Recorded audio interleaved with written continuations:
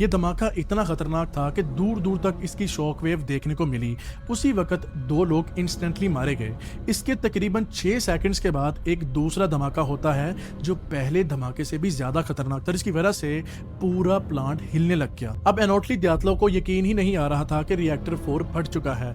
उसी वक्त fire alarms बजते हैं और फायर फाइटर्स वहां पहुंच जाते हैं और आग को बुझाना शुरू कर देते हैं, मगर वो आग नहीं बुझ रही थी। उसकी वजह ये थी कि ये सल्फर की रेडियो एक्टिव आग थी, जिसकी वजह से फायर फाइटर्स ने बहुत कोशिश की मगर आग नहीं बुझी। अब सोवियत यूनियन मिलिट्री भी हरकत में आ चुकी थी। उन्होंने इर्द गिर्द के इलाकों से तकरीबन 50,000 लोगों को रात के अंधेरे में घरों से निकाल के कई 100 बसों पे सवार करके इस इलाके से दूर भेज दिया ताकि वो रेडिएशन के कांटेक्ट में ना आ जाए। दूसरी तरफ सल्फर की आग बुझने का नाम नहीं ले रही थी और तमाम फायर फाइटर्स थक हार के वापस आ चुके थे, मगर जैसे ही वो लोग वापस आए उसी वक्त उनको फटीग और वॉमिटिंग शुरू हो गई और ये सारे रेडिएशन सिकनेस के सिम्टम्स थे, जिसकी वजह से इनमें से एक भी फायर फाइटर जिंदा नहीं बच सका।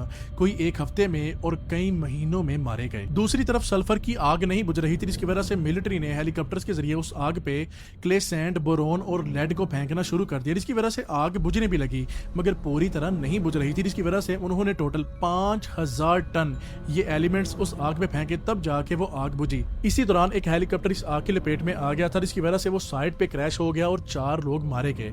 अब ये आग बुझ चुकी थी। सोवियत यूनियन इस सारे वाक्य को राज रखना चाहती थी, मगर तब तक रेडिएशन आबो हवा में इतनी फैल चुकी थी कि वो टोटल 20 मुल्कों तक पहुंच चुकी थी। तो जब स्वीडन के एनवायरमेंटल एक्सपर्ट्स ने आबो हवा में रेडिएशन की मिकदार को ज्यादा पाया तो उन्होंने इसको ट्रेस किया। जब ट्रेस किया तो वो सोवियत यूनियन से आ रही थी और दूसरे नंबर पे यूएसए की सैटेलाइट ने भी इस सारे वाक्य को कैप्चर कर लिया था, जिसकी वजह से सोवियत यूनियन को ये पब्लिकली एक्सेप्ट करना पड़ा। मगर ये धमाका हुआ क्यों था? जब इस वाक्य की इन्वेस्टिगेशन होती है तो एक अजीब चीज सामने आती है। उस दिन जब एनोटली दियात्लो ने बिजली की प्रोडक्शन को 1000 से 700 मेगावाट तक करने के लिए कंट्रोल रोड को न्यूक्लियर रिएक्टर से बाहर निकाला था, तो चेन रिएक्शन में एक जीनोन नामी बायो प्रोडक्ट बनना शुरू हो गया था। और जीनोन एक ऐसा बायो प्रोडक्ट है जो न्यूट्रॉन्स को ऑब्जॉर्ब करता है।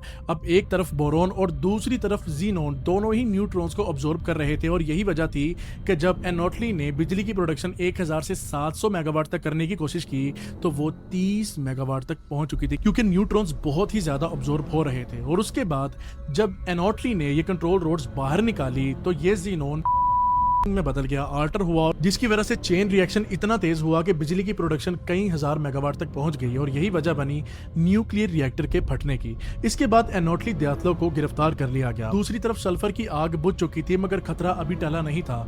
2 धमाकों की वजह से न्यूक्लियर रिएक्टर बहुत बुरी तरह मेल्ट हो चुका था और बहुत ही ज्यादा गर्म था। अब इस न्यूक्लियर रिएक्टर के नीचे एक पानी का पूल था और ये सारा